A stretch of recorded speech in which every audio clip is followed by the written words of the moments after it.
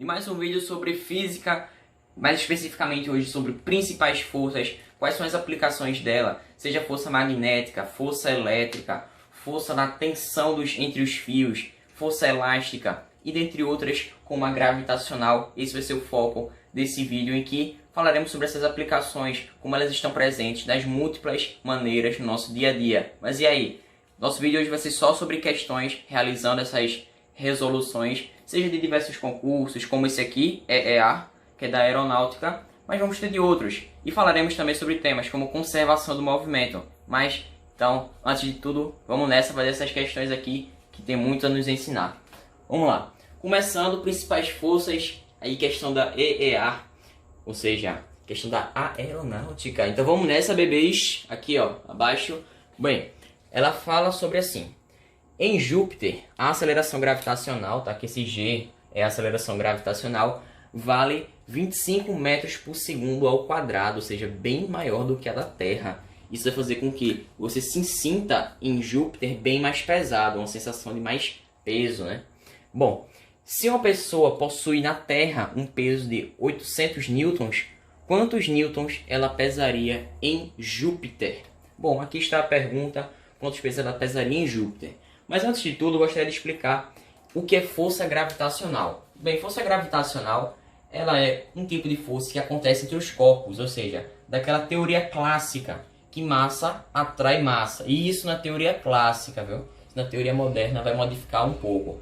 Então perceba aqui, vão existir dois corpos, um de massa maior e outro de uma massa um pouco inferior, e que eles vão ser atraídos conforme uma força gravitacional, e que ela aumenta conforme a diminuição dessa distância, já que elas são inversamente proporcionais, ou seja, se a força gravitacional aumenta, a distância entre os corpos precisa necessariamente diminuir.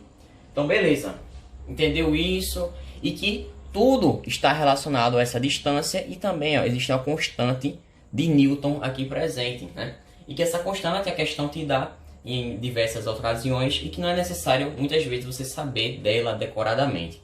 Mas para a gente saber a aceleração da gravidade, você pode igualar essa força peso a essa força gravitacional. E tu sabe que peso é massa vezes a aceleração da gravidade. Então igualando os dois, você percebe que tem um mzinho dos dois lados da equação. Logo você pode simplificá-los. Simplificando essa massa, bom, você vai encontrar que Gzinho, aceleração da gravidade, é igual a constante de Newton vezes a massa do corpo maior, do corpo de maior massa, né? Dividido pela distância ao quadrado. Isso a distância do centro daquele astro até a superfície do corpo, como mostrarei aqui, ó. Como você pode perceber, ó, fazendo isso aqui, ó, coisa de casa, demonstração na hora, quem sabe faz ao vivo, ou seja, da distância do centro desse astro até a superfície, ou seja, um observador estando aqui presente com esse desenho lindo. Bom, aqui você vai sentir uma certa aceleração da gravidade. Porém, conforme você vai aumentando a altura com relação a essa superfície do astro, essa aceleração da gravidade vai diminuindo. Por que isso acontece? Porque veja bem, como essa parte de baixo da fração vai incluir a distância do centro do astro ao corpo, né? Corpo de menor massa. Se existe uma altura a mais, ou seja, se eu somar esse Rzinho mais um H, que indica a altura, eu vou aumentar essa parte do denominador. E se eu aumento o denominador, ou seja, se eu elevo esse número, naturalmente a aceleração da gravidade reduz, né? Ou seja, vai reduzir a aceleração da gravidade, já que eles são inversamente proporcionais. Da mesma forma acontece com a força da gravidade aqui acima. É o mesmo caso, o mesmo exemplo. Bom, entendido isso, vamos aplicar aqui na questão. Veja, primeiro ele fala que na Terra o peso é de 800 newtons. Ou seja, massa, uma certa massa que esse corpo tem, vezes a aceleração da gravidade da Terra é igual a 800 newtons. Tu sabe que a aceleração da gravidade da Terra é 10 metros por segundo ao quadrado. Ou seja, se eu substituo essa partezinha do GT por 10, o que vai acontecer? Vamos ter 10 aqui no primeiro membro multiplicando. Então eu posso passar dividindo, ou simplesmente cortar os zeros, né? Cortando os zeros, percebemos que a massa desse corpo é igual a 80 kg. Beleza, metade da questão já está feita, mas ela ainda não acabou. Porém, ele fala que ele quer saber qual vai ser esse peso desse corpo em Júpiter. E em Júpiter, você sabe que existe uma aceleração da gravidade diferente. Mas a massa vai ser a mesma, independente do local que ele esteja. A massa vai ser igual. O que vai variar, na verdade, é a aceleração da gravidade. E isso que vai dar uma sensação de pesos maior, né? De 1 kg a mais. Então, vem comigo. Seja a massa desse corpo, que será igual, vezes a aceleração da gravidade de Júpiter, tá? GJ. Igual a um certo valor, né? Igual a X. A massa, você sabe que é 80, como a gente descobriu no item anterior, vezes a aceleração da gravidade de Júpiter, que é quanto? 25. Ou seja, 80 vezes 25 é igual a X. E ó, fazendo essa multiplicação, eu posso passar esse zero para o 25, ficando 250 vezes 80. Multiplicando agora, 8 vezes 0, 0. 8 vezes 5, 40. Sobe o 4. 8 vezes 2, 16. Mais 4, 20. Ou seja, 2.000 newtons. Ou seja, nós achamos aí 2.000 newtons. O que isso podemos concluir a partir disso? Que é como se ele tivesse ganho uma certa massa a mais. Ou seja, ele está se sentindo com uns quilinhos a mais, sentindo mais pesado, né? E essa questão, exemplo número 1, e vamos agora para o exemplo número 2, em que falaremos a respeito de pressão hidrostática, que também existem essas forças, esses vetores. Então vamos nessa. Vamos aqui para o exemplo número 3 e número 2, em que falaremos um pouco sobre pressão hidrostática, ou seja, uma força aplicada sobre uma determinada área. E nesse caso, em um fluido. O que é um fluido? Nesse caso, a gente pode simplificar fluido para sendo como, por exemplo, a água, o ar. Ou seja, estados físicos que estão no líquido e gasoso, por exemplo. E nesse caso, a gente vai falar sobre a água, que está aqui, ó, nesse carrinho de água, ou seja, toda essa estrutura em que ele tem rodinhas, né? Ou seja, vai existir um movimento a partir dessas rodas, e que logo acima desse carrinho existe um pistão, ou seja, uma parte em que uma pessoa vai empurrar para baixo exercendo uma pressão. Porque pressão é o quê? Força aplicada sobre uma determinada área, né? Existe essa razão entre força e área. E veja bem, quando uma pessoa aplica justamente esta força nesse pistão, exercendo uma pressão nessa água, esta pressão hidrostática ela vai se distribuir homogeneamente em todas as partes do fluido. O que eu quero dizer com isso? Que se tiver um ponto aqui e outro aqui, por exemplo, e outro em outra ponta aqui, por exemplo, ou seja, pontos distintos, a pressão vai ser a mesma, ela vai se distribuir homogeneamente em todo o fluido. E perceba que além dessa distribuição da pressão, existe uma saída, ou seja, um orifício pelo qual essa água irá sair ao exercer essa pressão a partir do pistão que está no topo desse carrinho. E o que eu quero dizer com tudo isso? Que essa questão aqui é teórica. A questão quer saber qual vai ser a direção que esse carrinho ele vai seguir após exercer essa pressão aqui sobre esse fluido, que no caso é a água. E o que a gente pode concluir com isso? Que ao realizar essa pressão, a água irá sair por esse orifício. Ela saindo aqui por esse orifício, por existir a conservação do movimento, ou seja, por existir esse fator de conservação, a água saindo para a direita, ou seja, para o sentido leste, o carrinho será empurrado para o sentido oeste. Ou seja, ele vai percorrer justamente esse caminho indo para o destino oeste. Por quê? Conservação do movimento que veremos em primeira lei de Newton e também na parte de quantidade de movimento. Mas guarde isso, tende a conservar o movimento nesse caso. Ou seja, esse carrinho será dirigido no sentido oeste.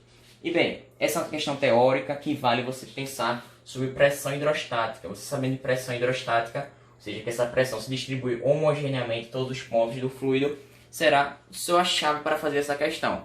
Então, isso aqui foi da UERJ, ou seja, a Universidade Estadual do Rio de Janeiro. Uma questão teórica, mas se você não soubesse isso aqui, ó, estaria complicado aí a situação mais difícil. Vamos aqui para o exemplo número 3, que já está aqui no quadro.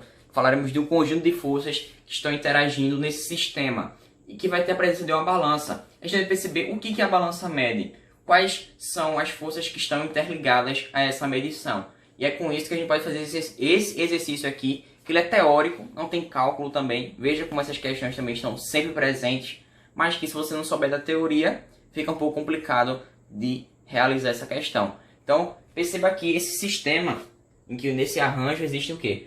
Uma haste metálica, essa haste ela cresce verticalmente e depois tem sua conjuntura horizontal, ou seja, ela é formada por esse sistema em que nessa haste existe presa a ela um dinamômetro. O dinamômetro ele é justamente um instrumento de medir a intensidade das forças, que é justamente isso aqui que eu estou indicando com a seta.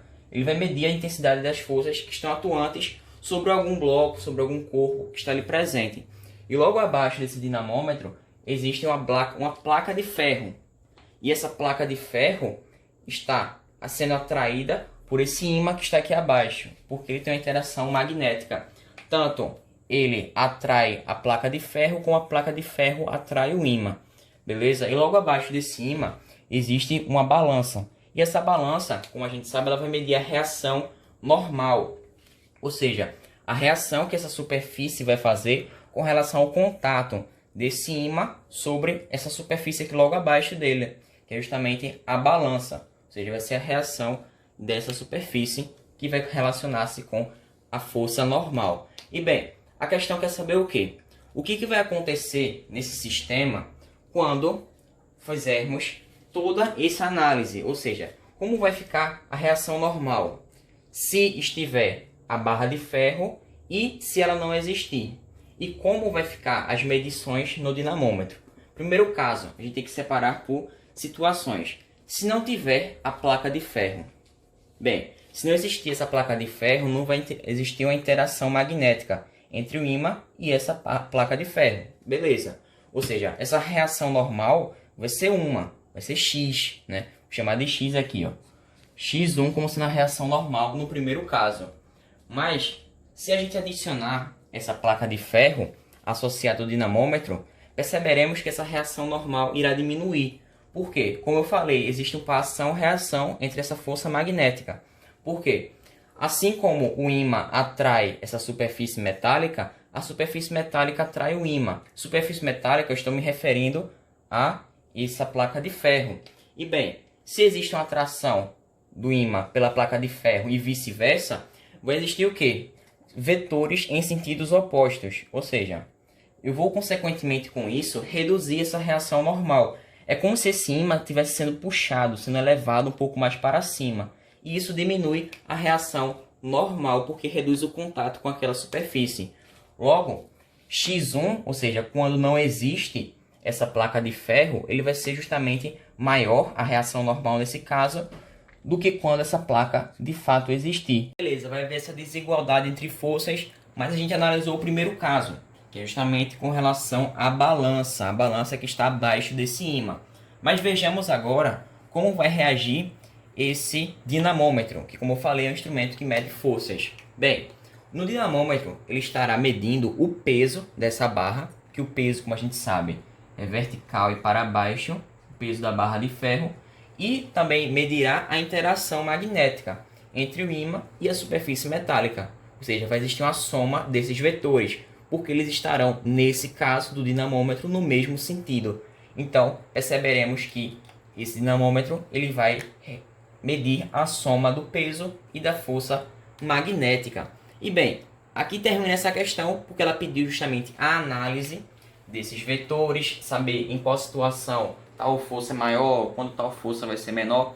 E assim a gente termina o exemplo número 3, mas espera um pouco que a gente já vai para o próximo exemplo, que desse caso vai ser com cálculos mesmo e não teórico mais. Então vamos nessa.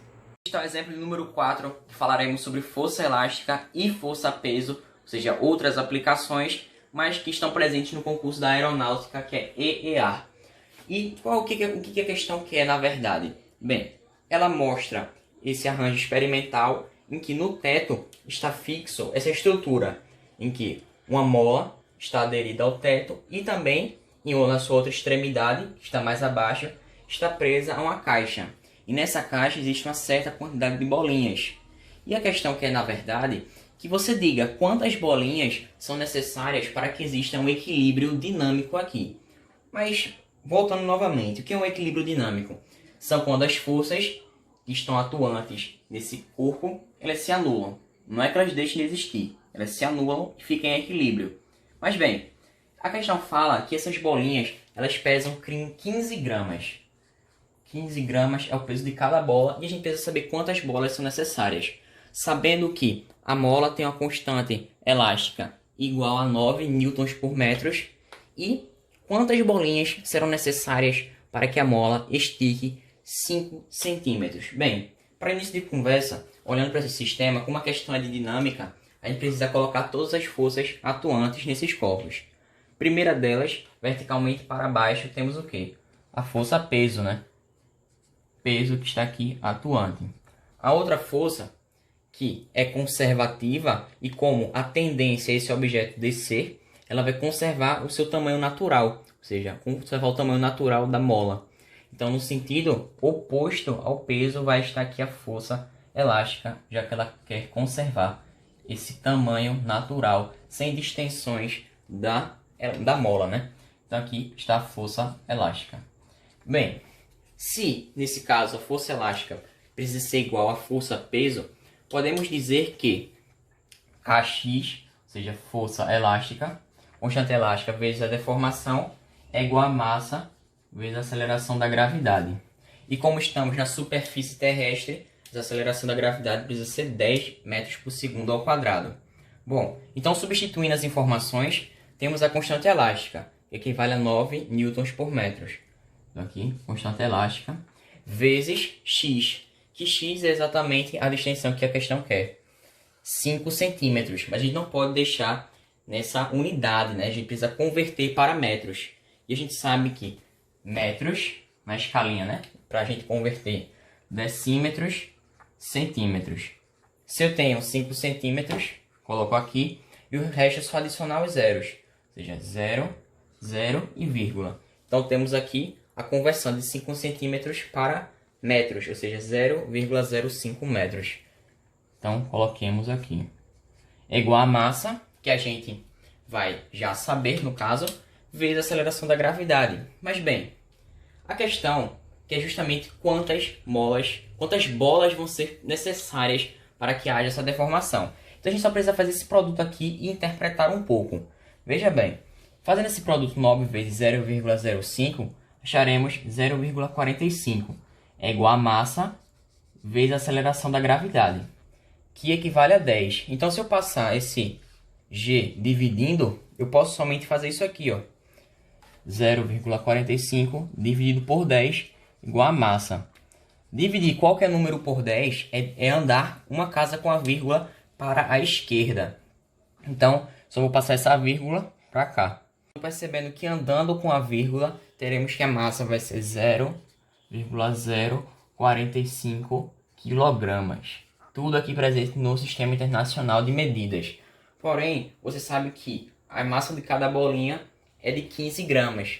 E a gente precisa converter gramas para quilogramas, para que tudo esteja na mesma medida conforme que a gente acabou de achar ali. Então, bem, substituindo aqui na escala de massa, a gente pode colocar em gramas, ou seja, 15 gramas, e somente completar com os zeros, ou seja, 0,0. Então, a gente só precisa fazer isso e achamos aqui com o quanto aqui equivale 15 gramas em quilogramas. E agora o nosso trabalho é somente substituir aqui onde a gente achou, ou seja, dividindo essa massa total por cada bolinha que está ali presente. E bem, dividindo 0,045 kg por 0,015 kg, perceberemos que as bolinhas necessárias serão 3. Somente 3 bolinhas serão necessárias para existir esse equilíbrio no sistema, ou seja, a força elástica ser exatamente igual à força peso. E é com isso que a gente termina esse primeiro exemplo, esse quarto exemplo na verdade, e a gente passa para o próximo, que vem aqui um pouco mais sobre força elástica. Então vamos nessa. Para o nosso último exemplo, que trata-se novamente de força elástica, em que a gente vai falar sobre, novamente, a associação de molas, porém, isso baseado em um gráfico. Como é que esse gráfico vai trazer informações que serão imprescindíveis para os nossos cálculos. E essa questão se trata da VUNESP, que também é um vestibular, uma das bancas do Enem. E bem, a questão mostra esse gráfico que vai trazer informações imprescindíveis para respondermos as questões. E além disso, ela mostra essa associação de molas, a mola M1 e a mola M2 associadas de maneira em série, tá? Uma ao lado da outra, seguindo linearmente. Bem, vamos ler a questão. O gráfico mostra as deformações sofridas pelas molas M1 e M2. E bem, ela mostra um certo gráfico, deformação por força, e que essa mola M1, por exemplo, se a gente pegar uma força de 15 newtons, ela vai ter uma deformação de 8 centímetros. Por quê? Irei ligar os pontos aqui. O 15 está associado ao 8. Bem, da mesma forma, se a gente pegar essa mesma força de 15 newtons e a gente for observar a mola M2, associando os pontos, aqui 15 newtons, ligando verticalmente, e também podemos ligar horizontalmente ao outro ponto do gráfico, que seria 3 centímetros de deformação. E aqui também existem outras intensidades de forças e também outras deformações nesses intervalos. E bem, aqui ela mostra essas molas associadas em série e que serão aplicadas algumas forças nelas, existindo assim certas deformações que serão diferentes para cada mola, já que elas têm constantes elásticas distintas. Mas vale ressaltar que, se eu pegar isoladamente cada uma dessas molas e aplicar uma força F, a força elástica 1 vai ser igual à força F. E a força elástica 2 também vai ser igual à força F, pegando cada uma dessas molas isoladamente. Por quê? O sistema está em equilíbrio. Portanto, as forças em sentidos opostos e mesma direção são iguais. Bem, vai ficar mais claro quando a gente for fazer esses exemplos aqui. A primeira questão, ela fala assim: M2, a mola M2, sofre uma deformação de 3 centímetros. Qual será a força aplicada nela? Bem, a gente precisa intrinsecamente aqui do gráfico, que vai nos mostrar algumas interações possíveis. E bem, temos que observar o crescimento linear da mola M2. Esqueça a M1, ignore essa, somente olhemos para esse crescimento aqui. M2, beleza. A questão fala que a deformação é de 3 centímetros. Perceba que 3 centímetros está associada a esse ponto aqui, e que a gente pode descer verticalmente para baixo, associando a uma força de 15 centímetros. Ou seja, quando aplicamos uma força de 15 centímetros, haverá uma deformação de 15 newtons, quando aplicamos essa força de 15 newtons, haverá uma deformação de 3 centímetros. Ou seja, aqui já está a nossa resposta, A força aplicada é exatamente 15 newtons. Beleza. Aplicamos essa força de 15 newtons nesse sistema. E que essa mesma força ela também vai ser aplicada para a mola 1, como a gente percebe aqui na questão número 2. Ou seja, essa força de 15 newtons vai ser aplicada novamente. E ela pergunta qual é a alongação sofrida por M1, ou seja, qual vai ser a deformação sofrida por M1 ao aplicar-se essa força de 15 newtons. E bem, o que a gente precisa? Agora, o sentido oposto, Ignorar M2 e olhar somente para o crescimento de M1. E percebemos que 15 newtons está associado a uma deformação de 8 centímetros, por meio desse ponto que eu dou destaque aqui agora. Então, o que a gente pode colocar como resposta? Que a alongação, a deformação, será de 8 centímetros. Ou seja, uma questão simples que basta a gente observar esse gráfico e notar a equivalência entre as forças, ou seja, o equilíbrio dinâmico. E é com isso que eu termino esse vídeo de principais forças. Te agradeço pela tua participação. Espero que você tenha gostado e te convido para o próximo vídeo, que será sobre leis de Newton. Mais especificamente, primeira lei de Newton. E eu fico por aqui. Fique com Deus. Até uma próxima. Muito obrigado. Curta o vídeo, se inscreva e até uma próxima.